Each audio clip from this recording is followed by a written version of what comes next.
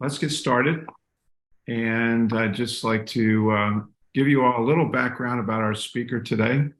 Um, Peter, I think many of us already know him, but Peter's worn many hats in CCL and his working career as well. A short list of former CCL positions includes Texas State Coordinator. I didn't know that. That predates me. Um, Houston Central Chapter Group Leader and Founder, Conservative Caucus Co-Founder, Third Coast Regional Coordinator. So do you must have preceded Brett? I'm thinking, probably. Yeah, I accepted the position on the terms that Brett would take it over for me as soon as he was able to. So Okay. yes, I immediately preceded Brett. It was only a 3 to 6 month deal, I think, as I recall. Well, thank you for doing that. Education, he graduated 2006 from Webb Institute in Naval Architecture and Marine Engineering. He got his master's at MIT in transportation. Professionally, he started his career at ExxonMobil, where he progressed through various LNG vessel technical and project management roles, then moved to ABB to be their Marine Technical Solutions Manager for marine electrification. Then he worked for a Chilean green ammonia producer and has also been involved with the design of battery and fuel cell propulsion systems. But his latest role is co-founder and chief project development officer of Eolic Green Ammonia. And this is the role and project he's going to talk to us today about. So welcome, Peter, and really thanks for your time on Saturday. This is the Earth Day special edition, by the way. So welcome, Peter. Yeah, thanks, Roger. Thanks, everybody. It's a high bar you've set here. So let me see if I can hopefully meet it. Appreciate the introduction. This is all the legalese stuff saying we're not offering to sell the company yet. So yeah, you talked a little bit about my background. It's kind of nice seeing a lot of familiar names. I was very active in CCL for years in Texas. I moved up to Seattle about 3 years ago and about 3.5 years ago. And though I'm looking to get back to Houston if Eolic moves forward and we're successful in getting funded and moving the project forward. So hopefully I'll be back in Texas soon. You kind of covered my professional background. I was with ExxonMobil for 8 years with ABB Marine and Ports working on marine electrification.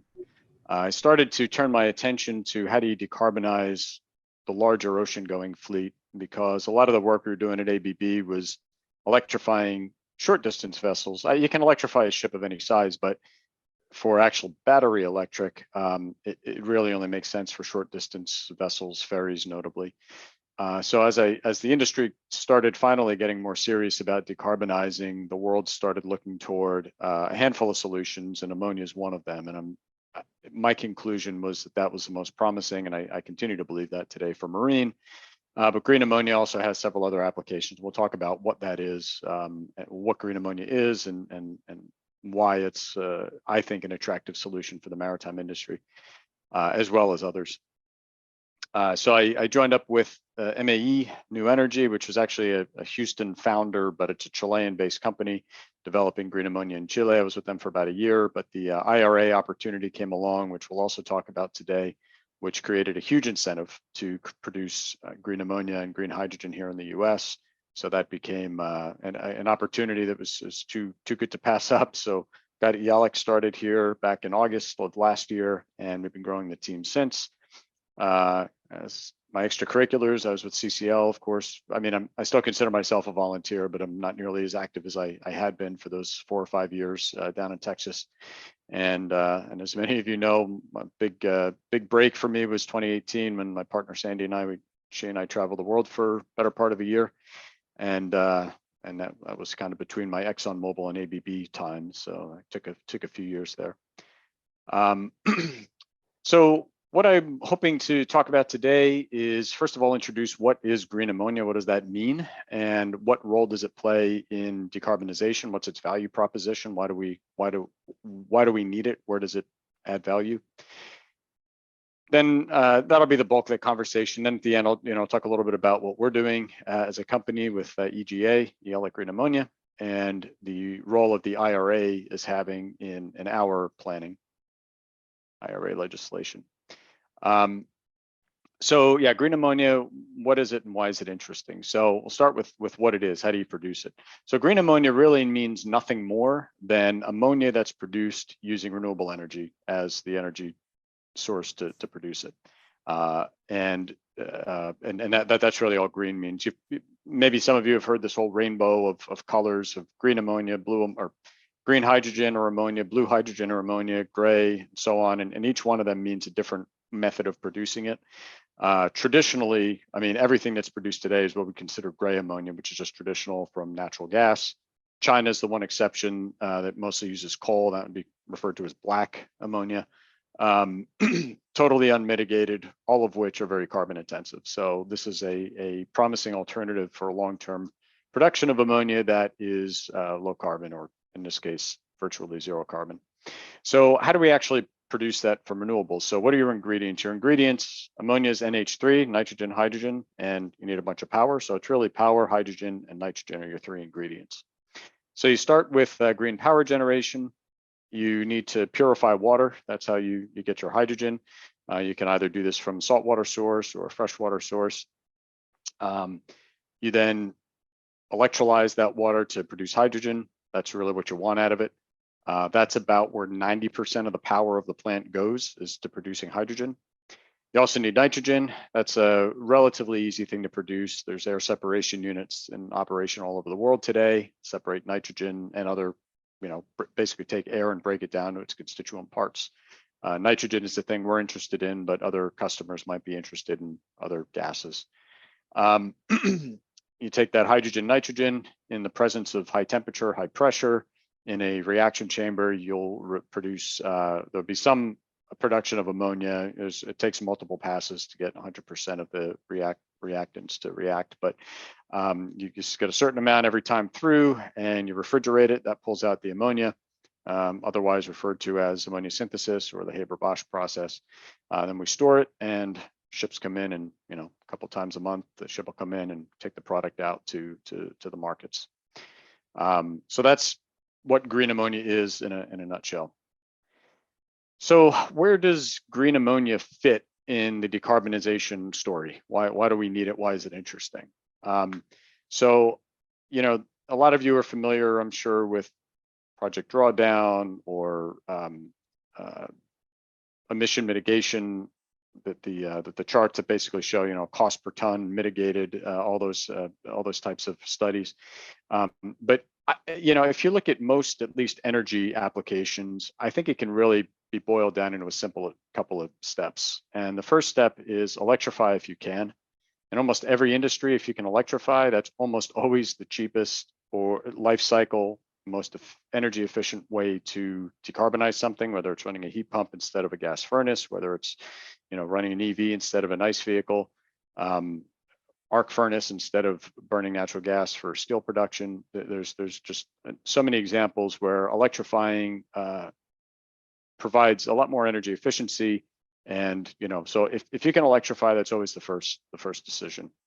If you can't, try harder, because really it usually is always the best decision.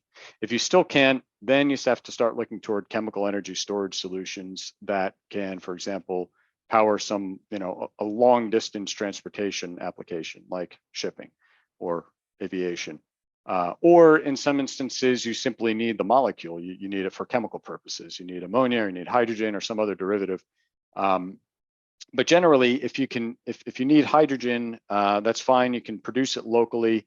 But hydrogen, though it's incredibly energy dense on a mass basis, it's really poor on a volume basis, right? It just takes a ton of space.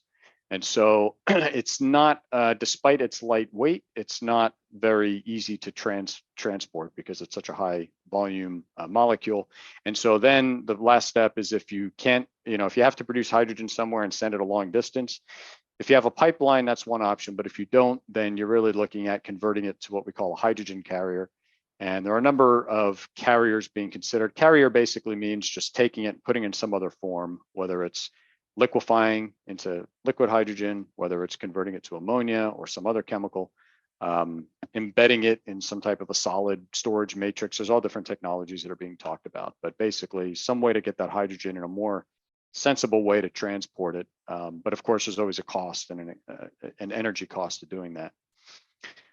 There's a lot of, if you follow hydrogen stuff on LinkedIn, you'll see a lot of strong opinions out there about where hydrogen belongs and doesn't belong. I actually, despite the fact that I'm in the industry trying to sell, a green hydrogen derivative ammonia, I actually am very much aligned with the skeptics to say it probably doesn't belong in most places because electrifying is a better solution. But there are some places where there's just really is no alternative.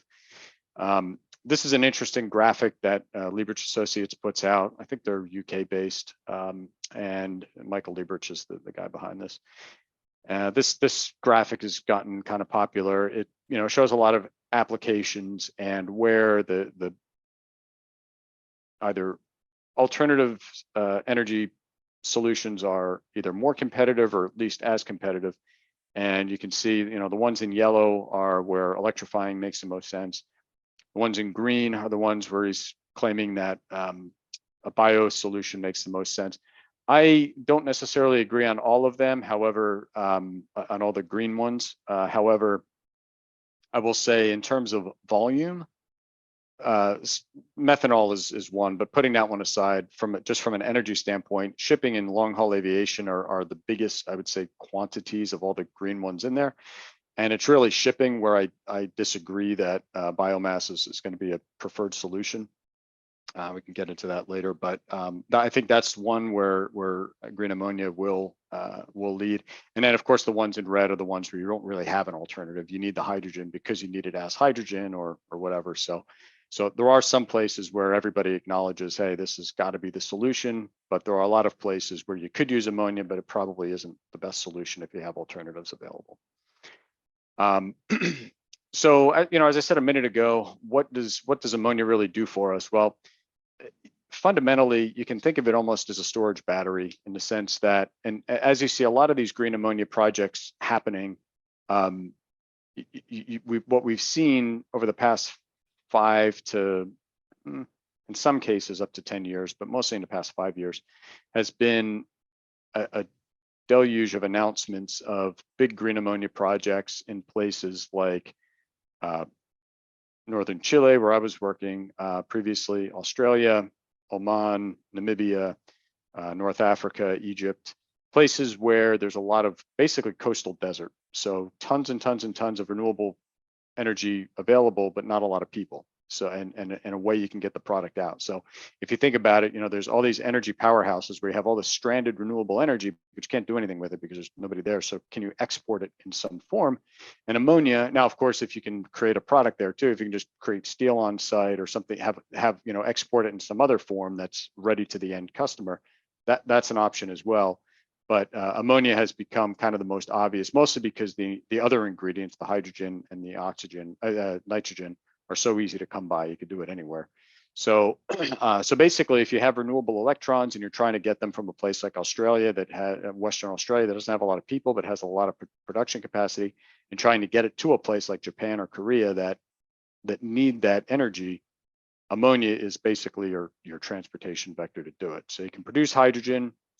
There is, the energy efficiency loss is the big challenge in this because, as opposed to sending electrons through a wire where you're 90+% efficient, with converting to hydrogen, you have a loss of efficiency. You also have additional capex that you have to consider. So it's not always the cheapest option, but sometimes it's the only option. And as I said, then the number of hydrogen carriers available, and ammonia, I think, is the most promising in most applications, but there are others that are worth considering. So if I break up the green ammonia market, why, what are the ways that it's actually used? I've kind of spoken to this, but if I'm to sum it up, I always kind of break it down into 3 basic buckets. The first is the existing ammonia market. So what is it used for today? So today we have about 180 million tons a year. That's used about 80% for fertilizer production. The other 20% is used as a feedstock for a variety of different chemical industries, pharmaceuticals and plastics, things like that. The need for cleaning up ammonia in those use cases is immediate because we're already using it. But I think if you look at it from sort of a market share perspective, the most likely way to satisfy that demand will probably be, the bulk of it will probably be what we call blue ammonia, which basically means producing it ammonia versus traditional methods, so which would consider gray ammonia, so that's with methane, natural gas, but then sequestering the emissions. So that's, and then once you sequester the emissions, we call that blue is the term that's often used.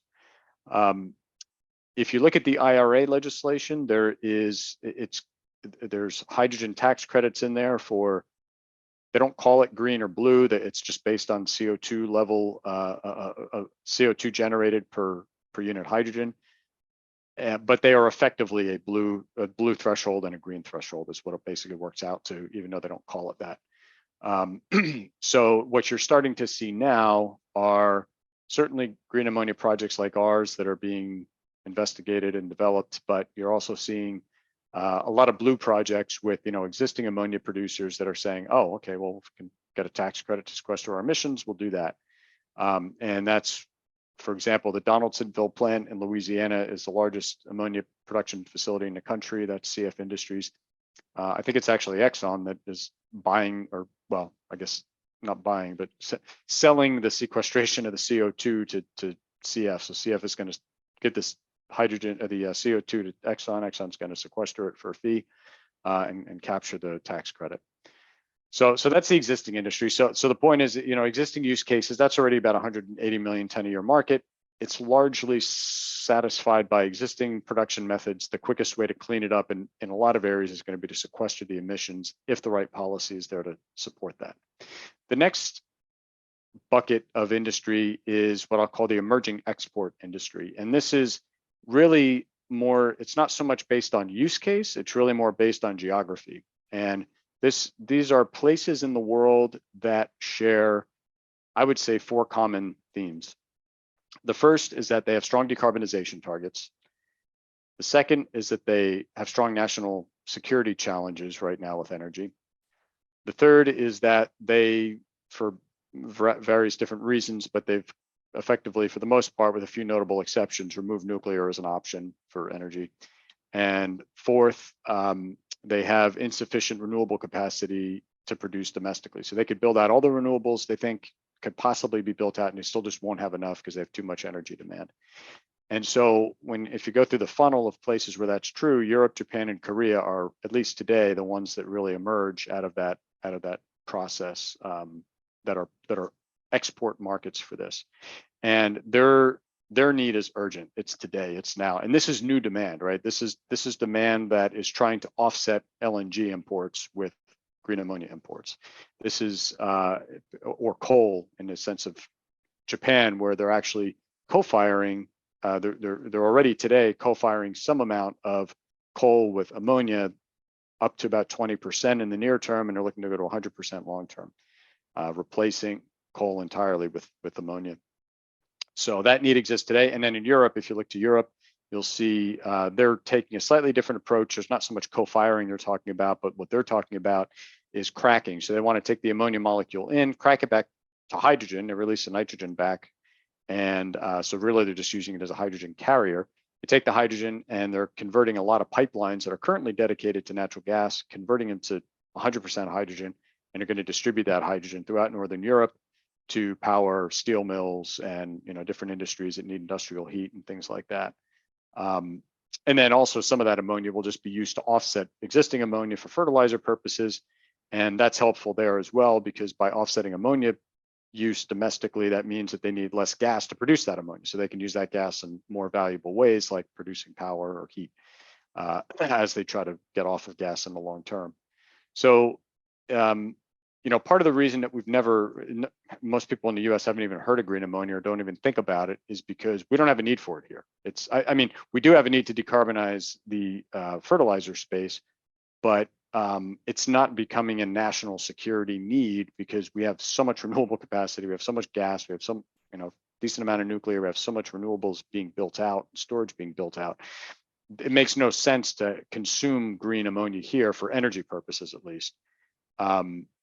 It will for the third market, but this will just be a limited scope, which is the maritime industry. And this is kind of the third bucket where we will see ammonia, both production and consumption in a sense here in the US, which is bunkering ships in the maritime industry. But that's going to take a longer time. So but the long term, if you look at the current fuel demand, and if you add in expected growth in the maritime space, and assume that ammonia takes the lion's share of what's today a heavy fuel oil market, you're looking at probably 3 to 4 times the volume of the existing ammonia market today, and that's all going to have to be produced in some clean way, whether it's blue or green production method. So there's just an enormous scope of growth in the marine fuels market.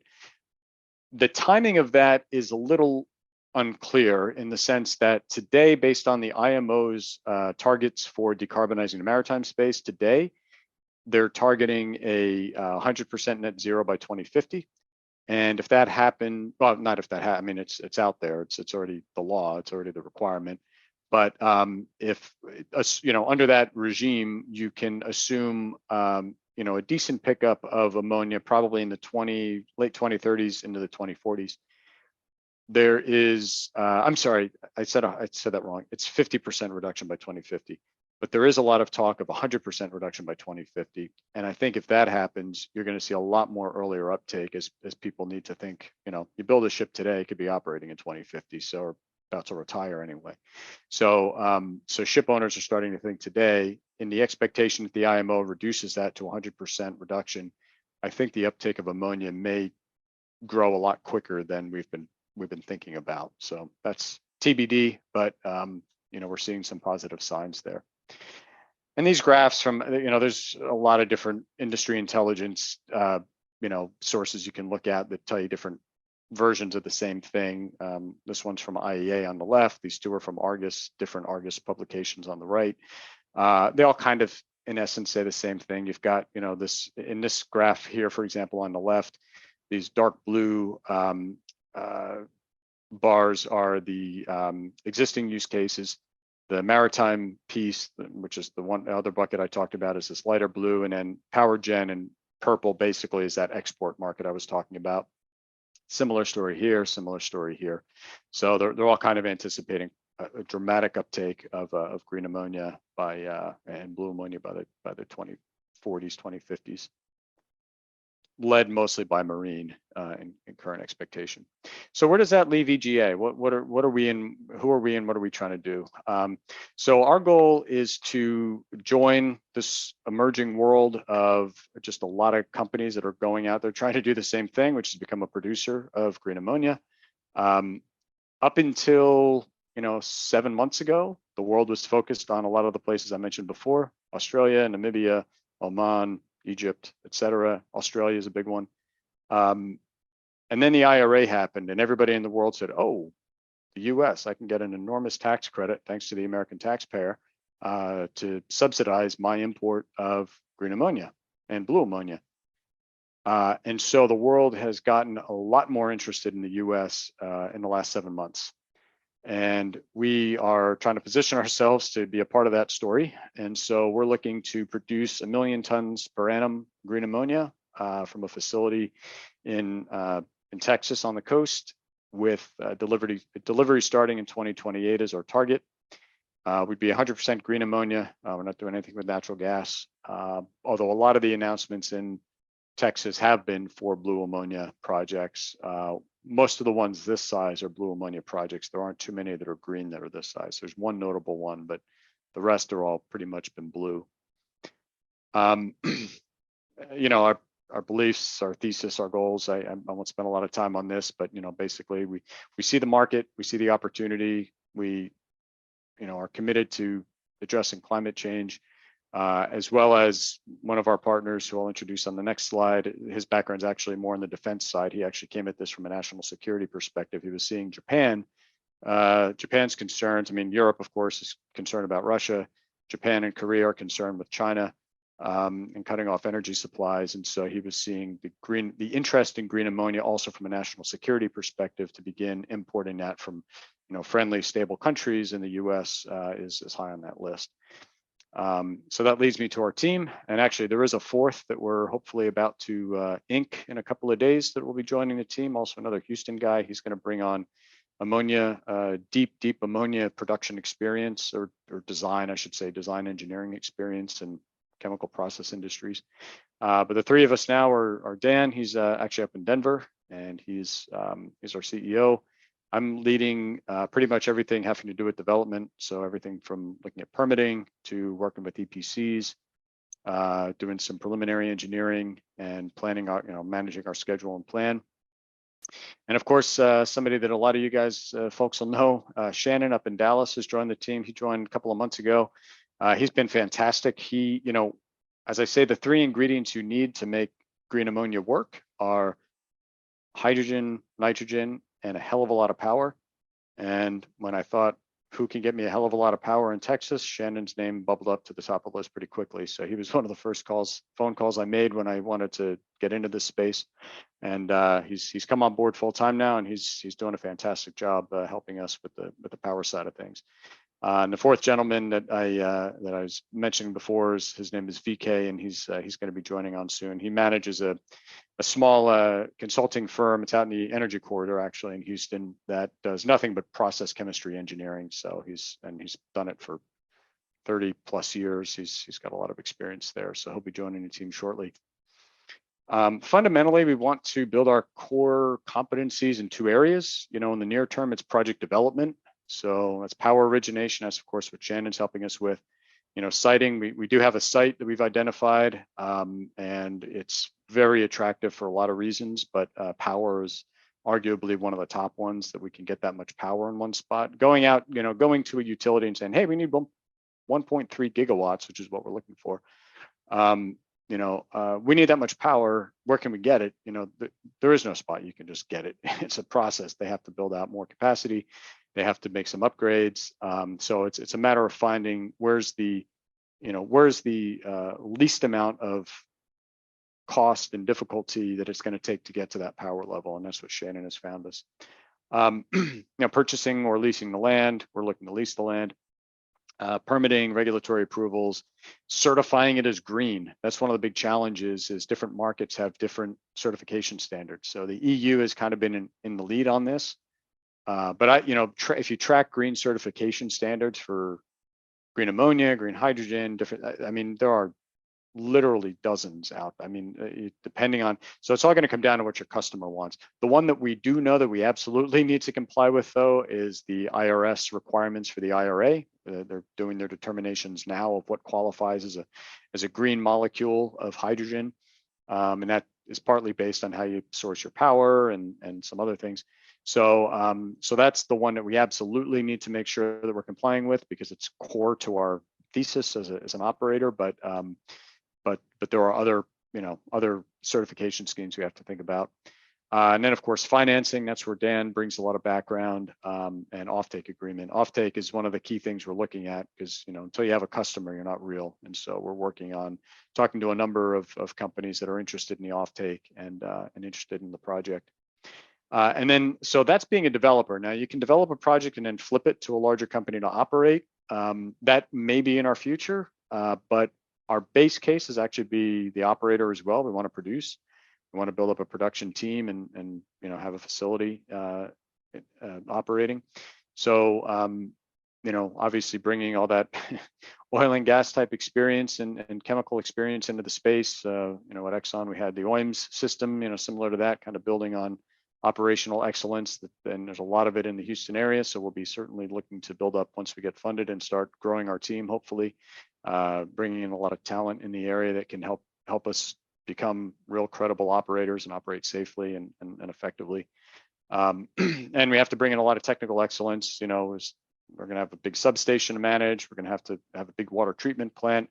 The electrolysis piece is a massive part. The ammonia synthesis piece is a big part. Managing the terminal and the storage, that's important. So a lot of skill sets we need to bring in, both from a design side for the project development, as well as from the production side when we're hopefully operating.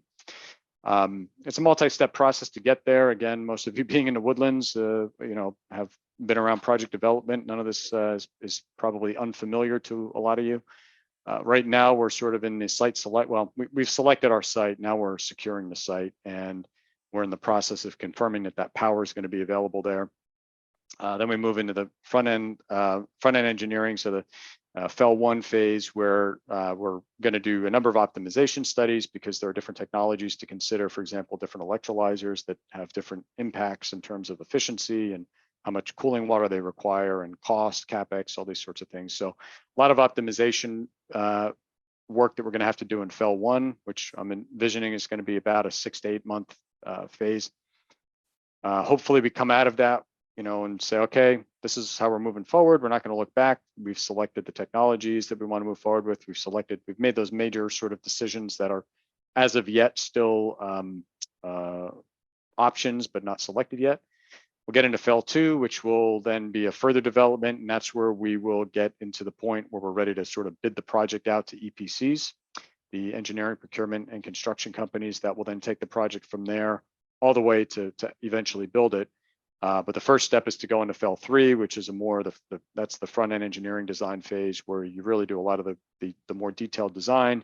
You get to what's called a class 3 cost estimate, so that we have a package that then we can go market to potential funders and offtake. Well, hopefully we'll have our offtake agreement in place by then. But that's once you have that package combined with site security, combined with power security, and an offtake agreement, you basically have a package. And for us, that could be an exit point where you sell the project to a large operator. We're hoping to be that large operator, or we'll be a small operator, I guess, but we're hoping to be that operator ourselves. So if we can do that, great. If not, we'll effectively flip the project and sell it to another operator to take over and build it from there. And that's a substantial dollar raise and financial package you have to put together to make that happen, which is why you see a lot of these develop and flip, because they'll flip it to a larger entity that can do that financing.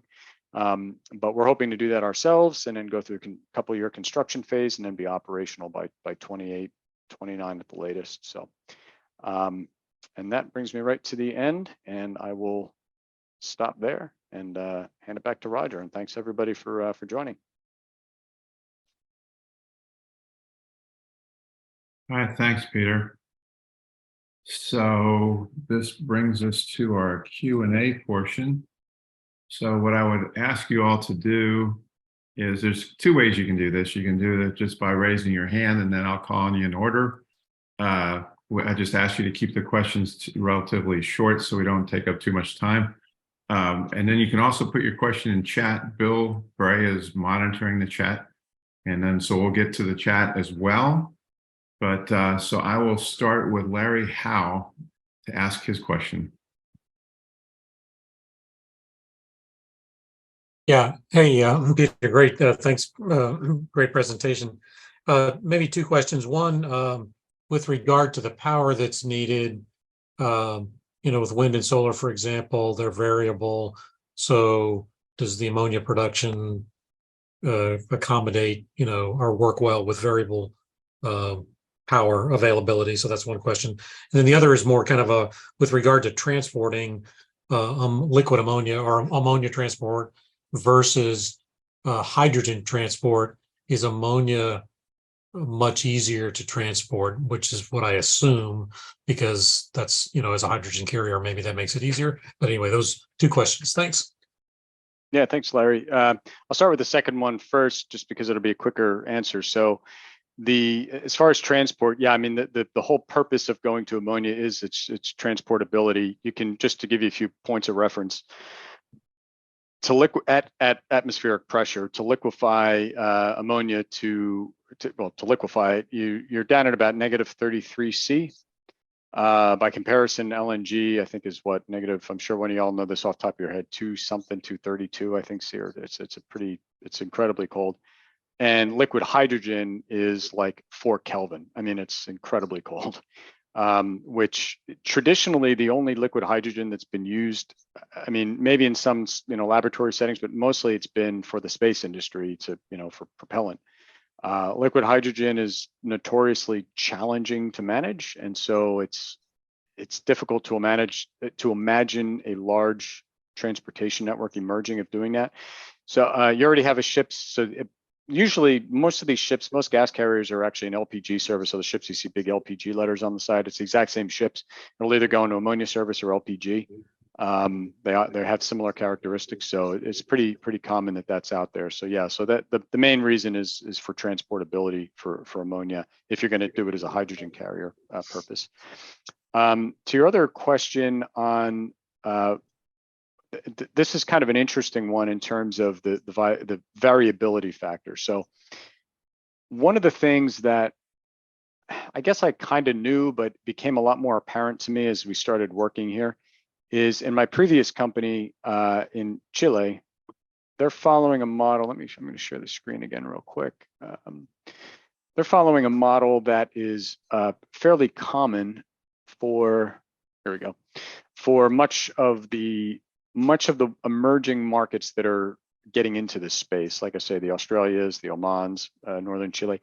These are generally places that don't have a substantial power grid currently, and they are looking to do an entirely behind the meter type solution. So you'll have solar, wind, maybe some battery storage to help kind of ramp up and ramp down.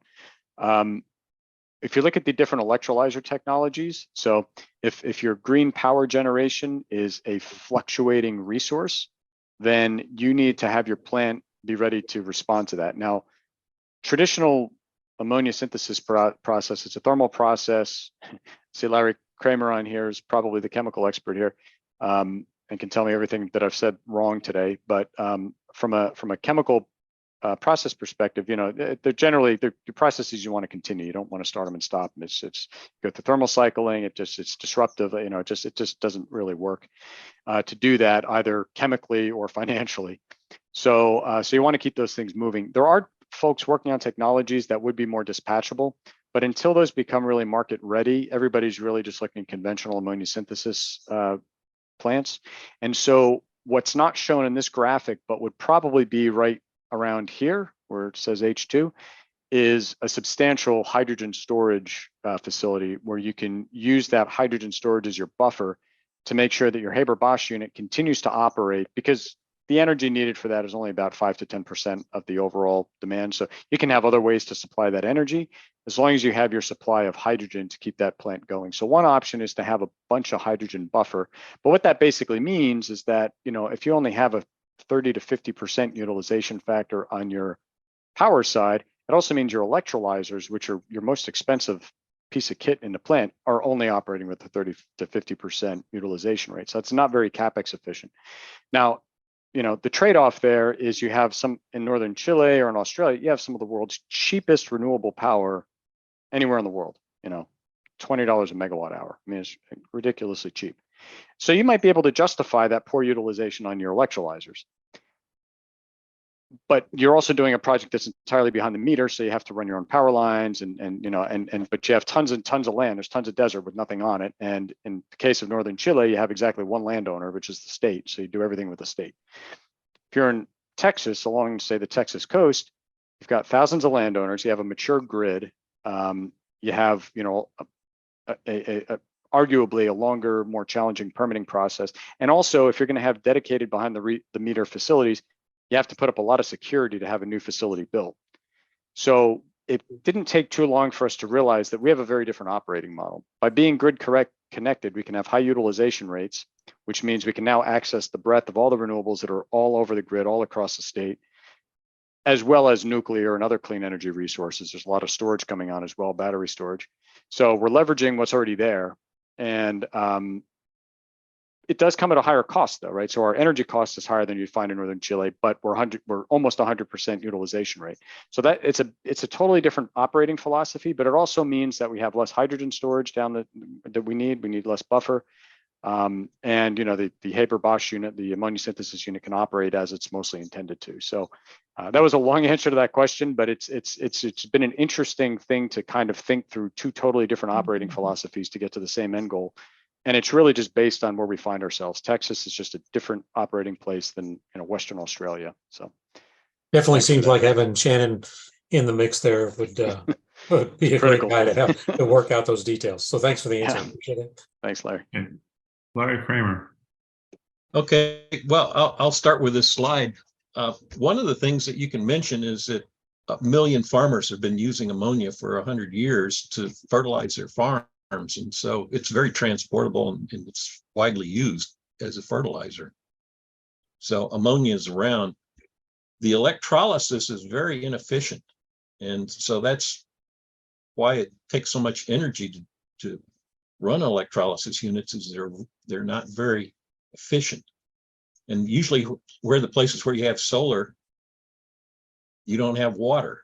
And so you're almost going to be limited to seawater in most of these things. So your purification looks good. But what are you going to do to improve the efficiency of the electrolysis unit? Yeah, that's a great question that is not unique to us, of course. It's true across the industry. So there's traditionally electrolysis has not been done at this scale, right? It's been done for generally labs or small industrial needs, but not at this scale for major energy projects. So the conventional technology has been what we would call alkaline technology, and that's been the most dominant out there. And yeah, the efficiency for that is probably in the 60 to 70% range. It's not great, as Larry mentions. Over the past 10 to 15 to 20 years, you've really seen a second technology that, well, you've seen in the fuel cell space, you've seen PEM, polymer electrode membrane. I think that's right. Technology emerged mostly in the fuel cell space. Now, a lot of those developers, like companies like Ballard and Hydrogenics, and a lot of companies in the fuel cell space, I think they were all betting on this hydrogen future of powering cars with hydrogen. That's probably not going to happen now that we've seen EVs, being a much better option. But that technology, they're now leveraging to create hydrogen, because they can take these fuel cells and now use them with some minor modification to produce electrolyzers. So a lot of these vendors are now getting into the electrolysis space. Now their efficiency isn't that much better than alkaline, but and they have some other challenges, but their big selling point is that they're incredibly responsive. So to those projects in Western Australia, they can respond to that. So that's the second technology we're seeing, PEM. The third technology that I would argue is market ready today, although only a couple of suppliers, and it's one that's incredibly interesting to me for this application, is solid oxide electrolyzers. And that technology operates at a much higher temperature. And so, basically the trade-off there is it operates at a much higher temperature, which means you need to supply it steam rather than just water. Now, it takes a lot of energy to produce that steam, but if you have waste heat available, it's almost free in a sense. The energy, at least, is free. And so you can reach a much more efficient point on the curve of efficiency. So solid oxide electrolyzers are very interesting for this application, because we do have a lot of waste heat that's coming out of the Haber-Bosch process that's an exothermic process.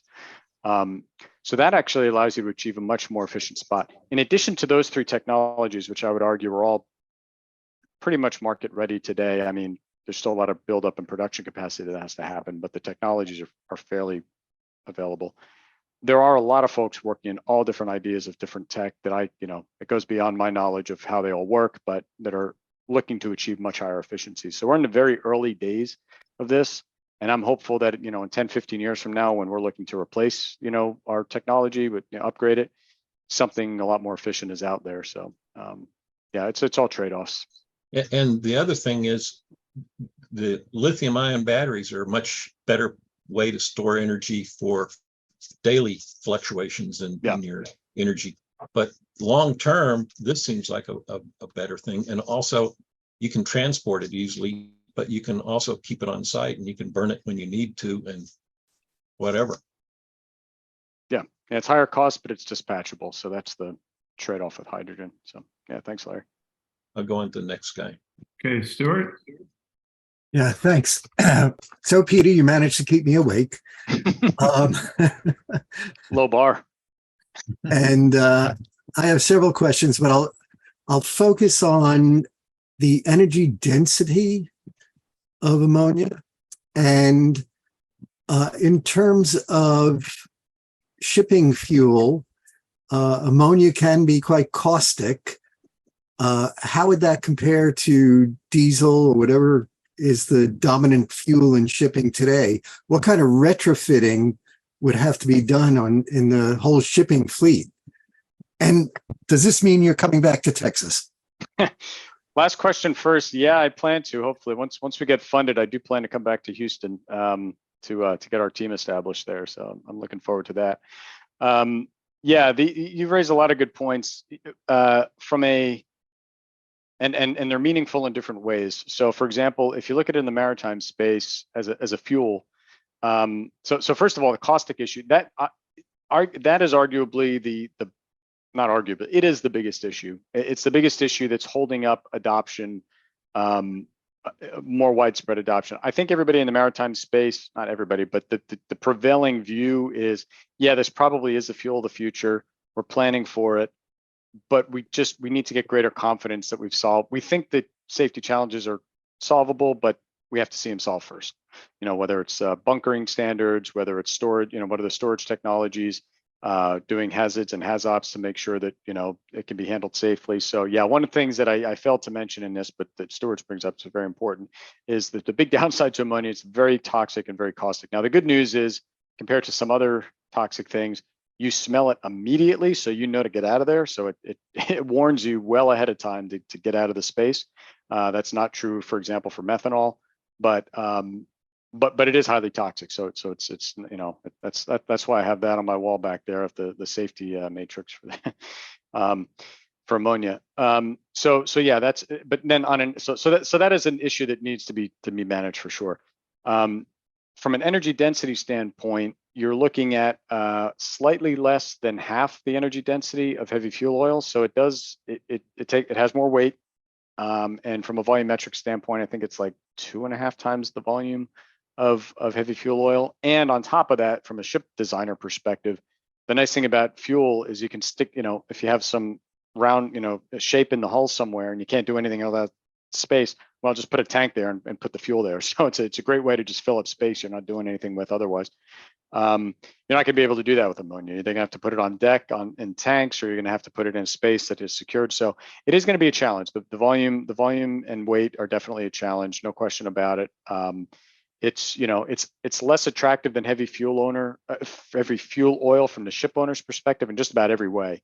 But of the decarbonization options, I think it's the most sensible. It's still, you know, on balance. And the key thing for me is, if you look at the long-term cost reduction potential, I think green ammonia is in the lead, which is the thing that really sells me on its future. Compared to methanol and compared to other options, I see a lot more challenges in those methods. So thanks, Stuart. Yes, fair questions. Okay, Waqar?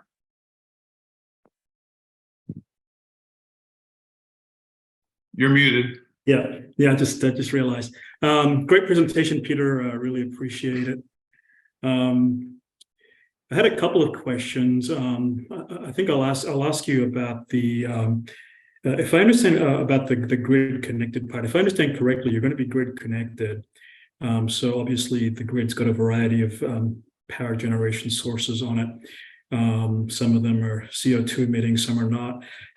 What are the requirements that you're trying to meet? You know, you mentioned this, you know, IRA's got one set, and customers may have, you know, each one may have a different one. How are you gonna, I mean, what's your basic strategy there? Is it to sort of, do you always have to have sufficient green power that you're purchasing being produced on the grid, that you're sort of being allocated in a way to make this a green project, or how does that work? Yeah, that's a great question, and I would say it's not a fully answered question yet. That's an issue that is sort of out there in the industry at large. It's not just us challenged with it, but I guess, you know, what I'd say is this: like the European standard, which the Repower EU standard, or RED 3 directive, there's kind of different pieces to it, but that is, I would argue, the most stringent globally, which is that they say, I mean, if you're behind the meter, it's easy. You're directly connected. Okay, we know where the power is coming from. As soon as you connect to the grid, it gets a lot more complex. How do you verify that that's, you know, a green electron? The EU standard, for example, is kind of setting the highest bar. They want hourly matching. So saying, hey, you know, we want to make sure that, you know, the hour that every hour you have to reconcile and say, for this energy we use, we're pulling this much from renewable sources.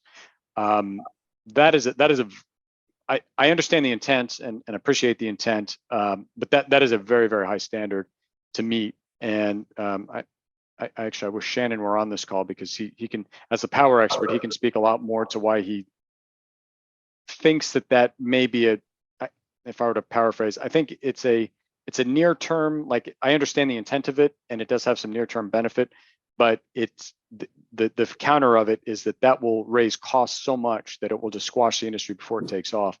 And so I think the counter argument to that approach is to say what has traditionally been done is an annual matching, over time. And so we're looking, for example, at different energy mixes that would be either 100% renewable or renewable, so 100% renewable or 100% mix of renewable and nuclear, or 100% nuclear. And then also, I assume that you're going to have some amount of battery, coming on in time. So, when somebody buys a molecule from us, they're buying the physical molecule, but they're also buying the attribute, which is going to say this is how it was produced. And so, we may find ourselves in a situation where, hey, for the April 22nd load that's going out of our dock, 72.675% of it is European compliant. The remainder is either nuclear or other sources that they don't accept, or it's hourly, not an hourly matching thing. So that might be intended for other markets. So it becomes a complex accounting scheme. And, I think that the thing that there's sort of we got to meet the letter of the law, and that's one piece of it. But then there's the other piece of it. It's like, when I go to bed at night, are we really helping to further clean energy and technology?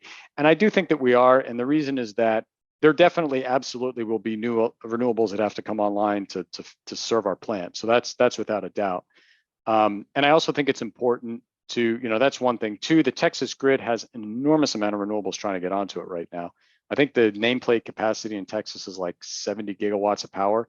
And as of earlier this year, there were like 200 gigawatts of new renewables and battery that were trying to come on. So it's the long-term direction of the grid is in that direction.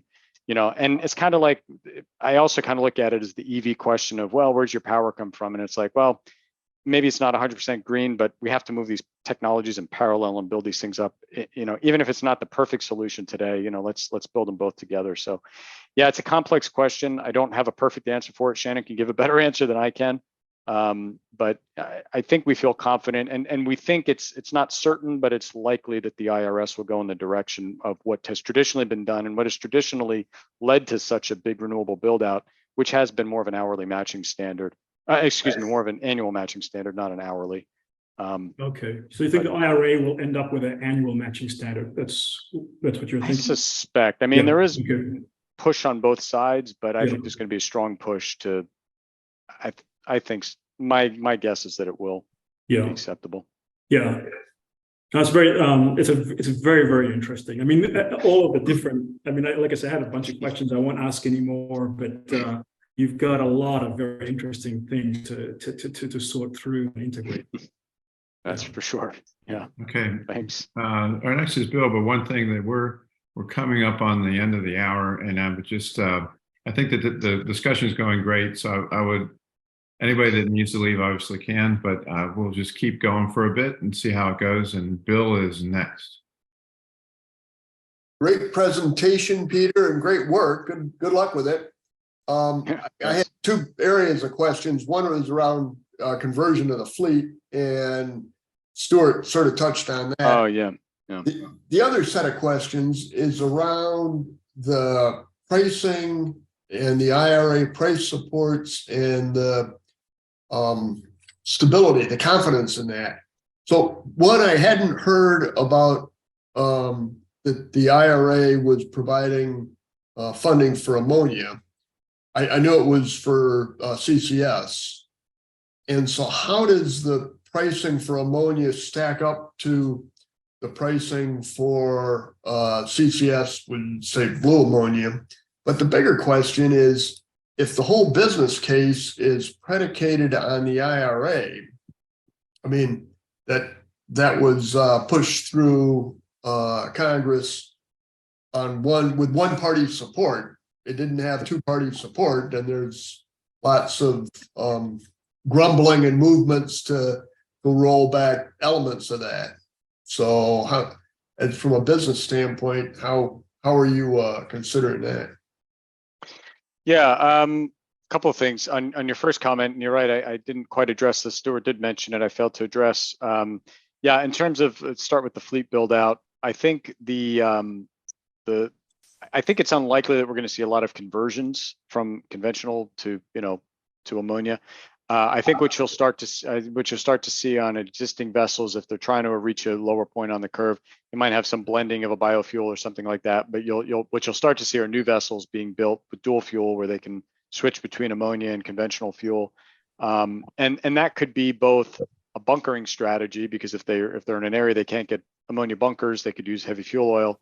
They could kind of switch back and forth, and it also might just be a balancing strategy, because part of the demand is coming from IMO requirements, and part of it is coming from customers. So if they move a bunch of product for Amazon, and Amazon says, hey, we want zero emission shipping, they might look across their whole fleet and say, okay, well, we have to burn this many tons of clean fuel this month, and so it might not even be on the ship carrying Amazon product, but they'll kind of play the game of moving credits around and say, okay, Amazon, you get all these credits, and So I think you'll probably see that from a physical standpoint. The existing vessels will just use like a biofuel blend, and then new vessels will start to use ammonia.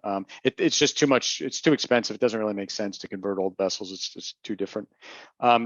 Getting to the next comment on the IRA. To be clear, there are a number of government actions that this facility relies on. The IRA is actually not true. This product is going to be produced somewhere in the world. The IRA is what made it attractive to do it here, because we're now at a fairly significant cost advantage to somewhere like Chile or Australia. So you could probably still do a green ammonia plant here that's not IRA advantaged. But then it would kind of change the sales case. Like it would just kind of change how you'd be marketing it and promoting it. So it might not make sense, but there's still you'd now just be competing more with, like I say, Chile and Australia and Oman.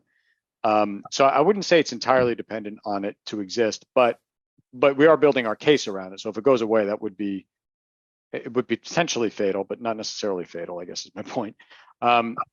I think it's unlikely that it's going to go away, though. I mean, we all know, once the government starts giving free money away, it just builds up a huge lobbying contingency or constituency, and so we don't have lobby dollars to throw at this, but I think Exxon and Chevron and others are as incentivized to keep this alive as we are. And if somebody's going to try to take away the green incentives without the blue, I don't know. It seems, I think it's a pretty low likelihood that it would actually go away.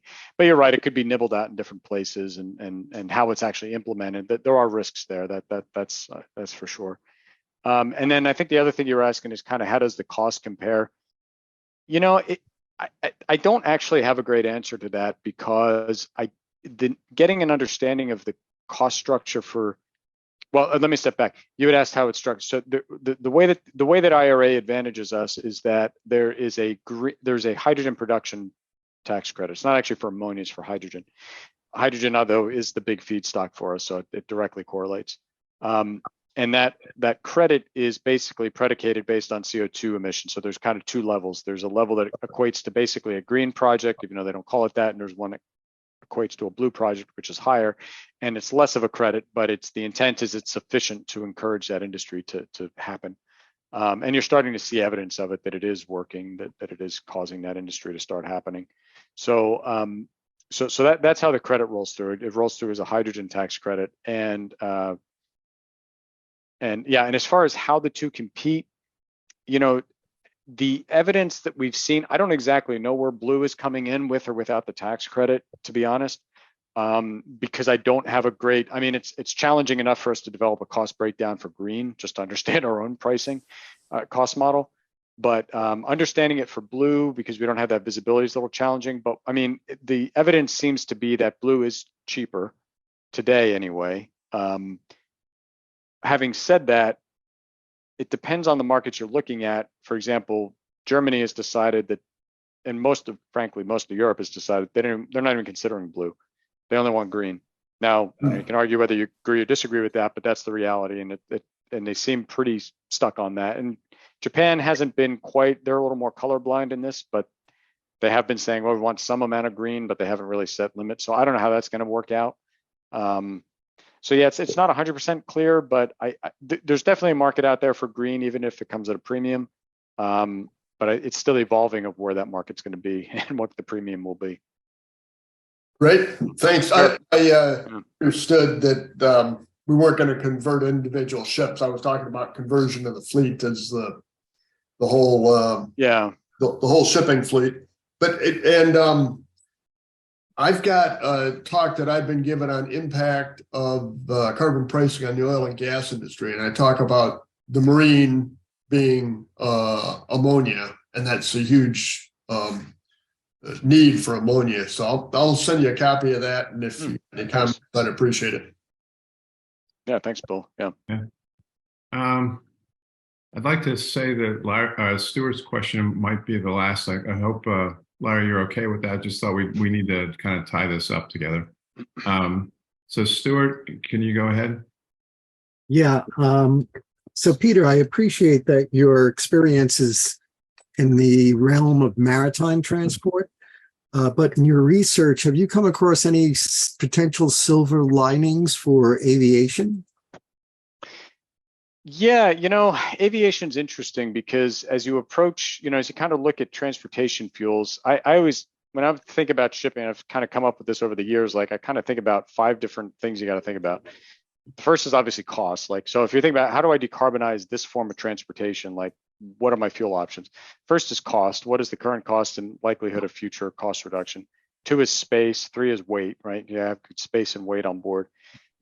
4 is how do you get that fuel? How do you load it up? How do you bunker it, right? So like that was a big issue for us at ABB.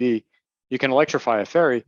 Onboard electrification, that's the easy part. Charging it when it gets to the dock, that was the hard part. How do you actually charge this thing up in 18 minutes when you got passengers coming on? You need 20 megawatt charging. And then the last is just sort of availability, like global availability. How do you get it to the fleet? If you're talking aviation, airports, you're going to produce it on site, you're going to bring it to the site. And you got to kind of look through all those different lenses to see how can this make sense and sort of take this balanced approach of looking across all those factors. Aviation, from a technical perspective, I think it's very feasible that ammonia could be a fuel of the future. I'm more skeptical that it will be though, because the 2 of the levers that I was talking about were space and weight. As challenged as ships are, aviation's even tighter. And then also you think about ground operations in an airport, and if you have ammonia operating on a ship with a trained crew, and most of the time you're out at sea, like the safety challenges can be managed by that professional crew. It's just being touched by a lot fewer people. I think the safety challenge, and we've all been on the tarmac and you can smell the fumes. It's kind of gross, makes you sick. You're just waiting for the plane engines are revving up sometimes. If that's ammonia, I can see the safety challenges being a bit different in that arena where you're dealing with passengers. So for a number of reasons, I'm just very skeptical that ammonia is going to make it into aviation for the safety reason. Space and weight are both. I think aviation's probably the one industry where, even though it will probably be more expensive on a $1 per megawatt hour basis, I do think biofuels will probably dominate that industry because it's just hard for me to see.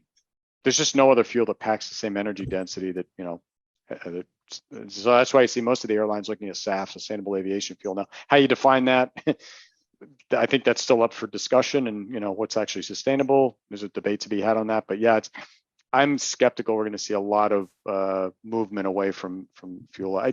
Airbus has been doing a lot with hydrogen, but the energy density, I don't know, it's just not there. So even liquefied. So I don't know. We'll see. It'll be an interesting space to watch. Well, Larry Kramer, is your question short? Well, it might be, but I don't know if my answer is. I don't know what the answer is, but Larry Howe had us lobby the Texas legislature basically because the renewable production in the Panhandle and in Rio Grande City area, the Valley area, is stranded, and we need to build more power transmission lines. So could this be a way you could generate the fuel, the ammonia, in areas and then transport it to big cities where it's needed? We looked at that early on. That's a challenging thing to do. I think as a long-term strategy, there might be something there. We have a ticking clock, which, well, one is, we want to get this done in our lifetimes, but two is the IRA has a ticking clock on it, and you want to take advantage of that as much as we can. So that incentivizes you to get to market quickest, and this is the quickest pathway there. Now, having said that, there is an interesting project. I mean, there are several kind of doing different versions of this, but probably the most interesting one that's kind of aligned with that. There's an investment group that they have a number of portfolio companies, and Ares is Ares I think Ares is the investor. Anyway, it's like the Ares project, but they're taking their intent is to develop renewable or to access renewable energy out in Central and into West Texas, and develop hydrogen pipeline out to Corpus, and then you can either use it locally or you can convert it to ammonia there or whatever. Producing, I think that's probably your best case, because for railing ammonia anywhere it's kind of a non-starter. The rail companies just give you a go away price because they don't want to do it. It's too dangerous for them. They don't like dealing with it. So they'll give you a quote, but it's insanely high. So railing it out is a challenge. You probably can pipe it, but there aren't too many ammonia pipelines, and I'm not sure what the challenges are honestly there. But it doesn't seem like that's a very popular way to do things. So I think it's probably most likely is you're going to be producing hydrogen. Now the big challenge there is where to get your water. Got to have enough water to produce it. But so the short answer is, yeah, that is, we did look at it. I do think there's an opportunity there. But these are decadal type projects that, to get all the permitting and everything, probably talking a 15-20 year timeline to really build that up. So yeah, but I do think there's something there. Great presentation. Thanks, Larry. Okay. Yeah, appreciate it. Well, at this point, I think, Peter, we can, unless Bill, is there anything from the chat you wanted to talk about before we stop? No, just thank you, Peter. Yeah, thank you, Peter.